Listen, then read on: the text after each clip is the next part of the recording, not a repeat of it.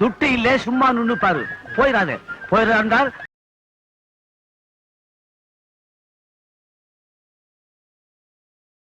போ. போன வீடியோவில் நம்ம பார்த்தது wide reach, niche marketing and cost effective. இந்த வீடியோவில் நம்ம என்னென்ன பார்க்க போகிறோம்னா, ஃபஸ்ட்டு மெஷர்மெண்ட் அண்ட் ட்ராக்கிங்னா என்னென்ன. எக்ஸாம்பிள், இப்போ நம்ம போன மாதம் ஒரு விளம்பரம் டிவியில் கொடுத்துருக்கோம், நியூஸ் பேப்பர்லையும் கொடுத்துருக்கோம், ரேடியோவில் கொடுத்துருக்கோம். அதை பார்த்துட்டு ஒரு 1000 கஸ்டமர் நமக்கு கடைக்கு வராங்கன்னா, அதில் எத்தனை கஸ்டமர்ஸ் நம்ம டிவியில் கொடுத்த விளம்பரங்களை பார்த்து வந்தாங்க, எத்தனை பேர் நியூஸ் பேப்பர் விளம்பரத்தை பார்த்து வந்திருக்காங்க, எத்தனை பேர் நம்ம ரேடியோவில் கொடுத்த விளம்பரத்தை கேட்டுட்டு வந்திருக்காங்கன்றது மெஷர் பண்ண முடியும்னா ரொம்ப கஷ்டமான விஷயம். ஆனால் இதுவே டிஜிட்டல் மார்க்கெட்டிங்கை பொறுத்த வரைக்கும் நம்ம 100% இதை மெஷர் பண்ண முடியும், மெஷர் பண்ணவும் ட்ராக் பண்ண முடியும். அதுக்காக ஒரு சில டூல்ஸ் எல்லாம் யூஸ் பண்ணி நம்ம இந்த விஷயங்களை மெஷரிங் அண்ட் ட்ராக்கிங் பண்ண முடியும். அது என்னென்ன டூல்ஸ்னா, Google AdWords, Google Analytics, Facebook pixel, HubSpot, புட்ஷூட். இந்த மெஷரிங் அண்ட் ட்ராக்கிங் இந்த டூல்ஸ் எல்லாம் நமக்கு எதுக்கு யூஸ் ஆகுதுன்னா, நமக்கு நம்மளோட விளம்பரத்தை கஸ்டமர்ஸ் எந்த இதில் அதிகமாக பார்க்குறாங்க, எதில் அதிகமாக இன்வெஸ்ட் பண்ணலான்றதையும் நம்மளால் டிசைட் பண்ண முடியும். அடுத்த point, generate potential leads. Generate potential லீட்ஸ்ன்றதை பொறுத்த வரைக்கும் நம்மளோட கஸ்டமருக்கு இன்ட்ரெஸ்ட்டை ஜென்ரேட் பண்ணுறது. அந்த இன்ட்ரெஸ்ட் நம்மளோட பிஸ்னஸாக இருக்கலாம், இல்லை நம்மளோட ப்ராடக்டாக இருக்கலாம்.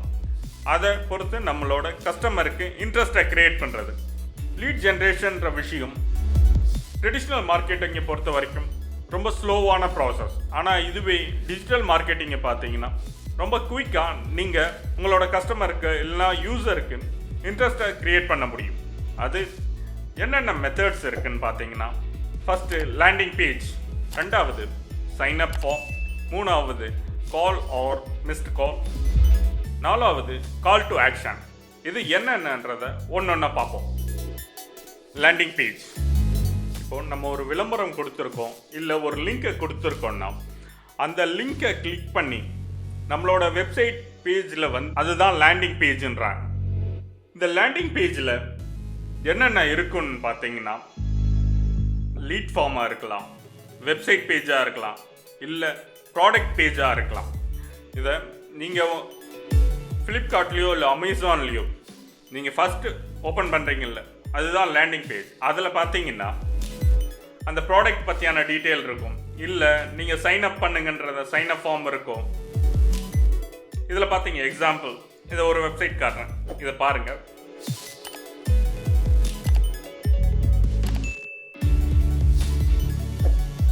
அடுத்தது sign up form. Sign up ஃபார்ம்ன்றது என்னென்னா, நம்மளோட யூசர் இல்லை கஸ்டமர் அவங்கள பற்றியான இன்ஃபர்மேஷன்ஸை நமக்கு நம்ம பிஸ்னஸ்க்காக கொடுக்கறது. அது அவங்களோட இன்ட்ரெஸ்ட்டை பொறுத்து அவங்க விருப்பப்பட்டு நமக்கு அந்த டீட்டெயில்ஸை கொடுக்குறாங்க.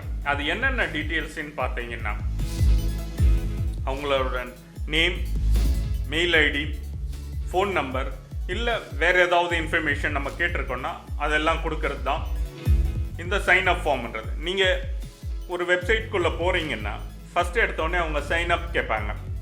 அதில் இந்த டீட்டெயில் எல்லாம் நம்ம கொடுப்போம். அது நீங்கள் சாஃப்ட்வேர் டவுன்லோட் பண்ணுற வெப்சைட்டாக இருக்கலாம், இல்லை ஆன்லைன் மார்க்கெட்டிங் வெப்சைட்ஸாக இருக்கலாம். ஸோ அதில் போனோடனே கிரியேட் யுவர் அக்கௌண்ட் நவுன்னு ஒன்று கேட்டிருப்பாங்க. இதை பாருங்கள், இதில் பார்த்தீங்கன்னா தெரியும். ஸோ இதை தான் சைன் அப் ஃபார்ம்ன்றது. அடுத்தது call to action. Call to ஆக்ஷன்ன்றது உங்களுக்கு நார்மலாக தெரிஞ்சிருக்கும்.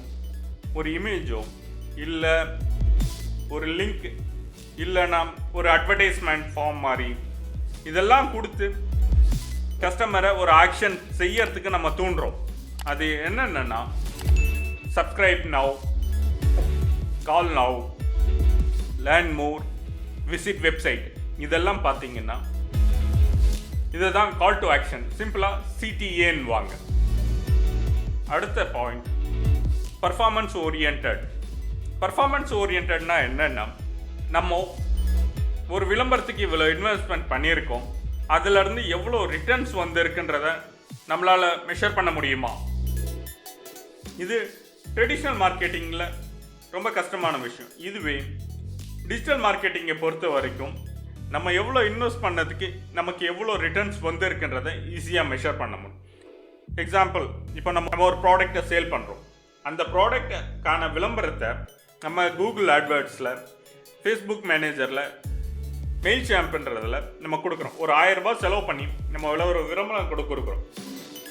அதில் கூகுள் ஆட்வேர்ட்ஸில் ஒரு 400 ரூபாய், ஃபேஸ்புக் மேனேஜரில் ஒரு 500 ரூபாய், மெயில் சாம்பில் ஒரு 100 ரூபான்னு செலவு பண்ணியிருக்கோன்னா, இதை பார்த்துட்டு நமக்கு ஒரு குறிப்பிட்ட அளவு கஸ்டமர் நம்ம வெப்சைட்ஸை விசிட் பண்ணியிருக்காங்க. அப்படி அவங்க விசிட் பண்ணதில் நம்ம அதில் ஒரு 50,000 சேல் பண்ணியிருக்கோன்னா, இதில் எந்தெந்த பிளாட்ஃபார்ம்லேருந்து நமக்கு எவ்வளோ கஸ்டமர்ஸ் வந்திருக்காங்கன்னு பார்க்க முடியும். கூகுளில் நம்ம 400 ரூபாய் செலவு பண்ணோம்.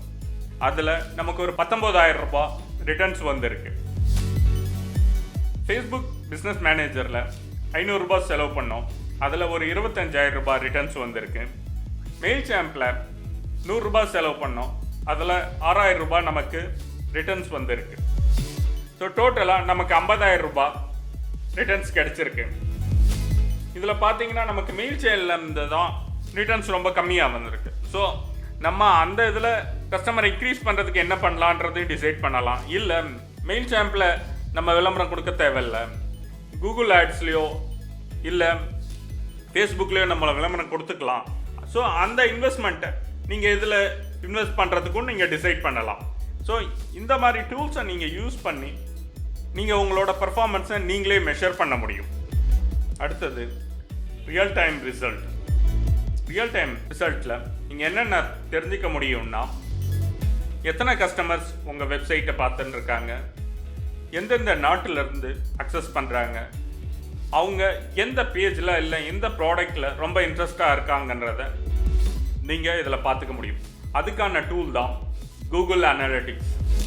இந்த டூல்ஸை வச்சு தான் மொபைல்லேருந்து அக்சஸ் பண்ணுறாங்களா, இல்லை டேப்லெட்லேருந்து அக்சஸ் பண்ணுறாங்களா, லேப்டாப்லேருந்து அக்சஸ் பண்ணுறாங்களா, இல்லை டெஸ்க்டாப்லேருந்து அக்சஸ் பண்ணுறாங்களா, எந்தெந்த நாட்டில் இருந்து பார்க்குறாங்க, இது எல்லா விஷயத்தையும் நீங்கள் இதில் தெரிஞ்சிக்க முடியும். இந்த டூலோட அட்வான்டேஜ் என்னென்னா, இப்போ எக்ஸாம்பிள், நீங்கள் ஆன்லைன் மார்க்கெட்டிங்கில் இ-காமர்ஸில் ஒரு மொபைல் சேல் பண்ணுறீங்க. எத்தனை கஸ்டமர் அந்த மொபைல் வாங்கணும்னு பார்க்குறாங்கன்னு, எவ்வளோ டிராஃபிக் அதுக்கு அந்த பேஜுக்கு வருதுன்றதை நீங்கள் பார்த்துட்டு அவங்கள ஃபைனல் கஸ்டமராக மாற்றணுன்னா அந்த ப்ராடக்டில் நீங்கள் டிஸ்கவுண்ட் கொடுத்தீங்கன்னும்பொழுது வந்த விசிட்டர்ஸ் யூசர் எல்லாமே பார்த்தீங்கன்னா உங்களுக்கு எண்ட் யூஸராக மாறிடுறாங்க. கஸ்டமர் ஃபைனல் கஸ்டமராக மாறிடுறாங்க. அவங்க அந்த ப்ராடக்டை பார்த்துன்னு தான் இருந்தாங்க. நீங்கள் டிஸ்கவுண்ட் கொடுத்த உடனே அவங்க எல்லாமே அந்த ப்ராடக்டை வாங்க ஆரம்பிக்கிறாங்க. ஸோ இதுதான் அமேசானும் ஃப்ளிப்கார்ட்டும் ஃபாலோ பண்ண ட்ரிக்ஸ். அடிக்கடி அந்த டிஸ்கவுண்ட்லாம் கொடுத்து சேல்ஸ் மேலான்ற மாதிரியெல்லாம் வைக்கிறாங்கல்ல, அது எல்லாமே இந்த ரியல் டைம் டேட்டாவை பார்த்துட்டு தான் அவங்க பண்ணுற விஷயங்கள். மீதி இருக்க பாயிண்ட்ஸை அடுத்த வீடியோவில் நம்ம பார்ப்போம். தேங்க்யூ. ரத்தம் கைக்கு ஷாவிங்கோ மஸ்தான் சொல்லிவிட்டான்.